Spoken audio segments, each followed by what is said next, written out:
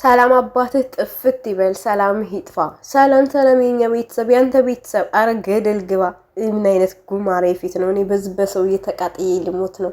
ሰላም ቤተሰብ፣ ይሄንን ቪዲዮ ላይክ፣ ሼር፣ ሰብስክራይብ በማድረግ ጀምሩት። ሸር አድርጉት፣ ላይክ አድርጉት፣ ሰብስክራይብ አድርጉት።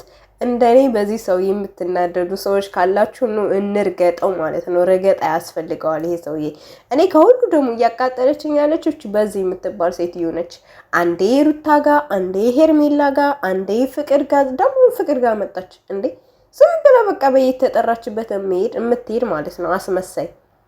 የሰው ልጅ እኮ የሚጠላው ቦታ ላይ የሚጠላው ነገር ላይ እኮ አይገኝም አይደል? ኦኬ እሱስ በቃ አመል ሆኖበታል፣ በሽታ ሆኖበታል። በቃ በሽታ ነው ይሄ። ፍቅር ደግሞ ምንድነው እንደዚህ የምትጋጋጩ እንዴ? በጣም አስጠላሽ። በጣም ድሮ በጣም ጥሩ ልጅ፣ ጨዋ ልጅ ነበርሽ። አሁን ደግሞ አሳሳቅሽ ሁላ ነው የሚያስጠላው። አሳሳቅሽ ሁላ ማለት ነው። በቃ ምንም ሙድ የለውም። ምንም ሙድ የለውም። እውነት ለመናገር እንዴ ምንድነው እሱ?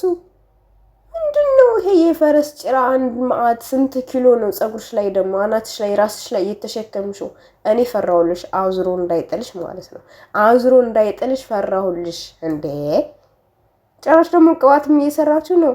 የእናንተን ቅባት ማን አምኖ ነው? ልክ እንዳንተ ዋልጌ የሆነ ቅባት ነው እርግጠኛ የምትሰራው። የእናንተን ቅባት አምኖ የሚቀባ ሰው ካለ እሱ ሰው እብድ ነው።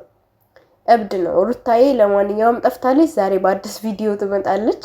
እንጠብቃታለን እስከ ማታ። የእሱ አድናቂዎች የሆናችሁ ይሄንን ቻናል ሰብስክራይብ፣ ላይክ ማድረጋችሁ እንዳትረሱ።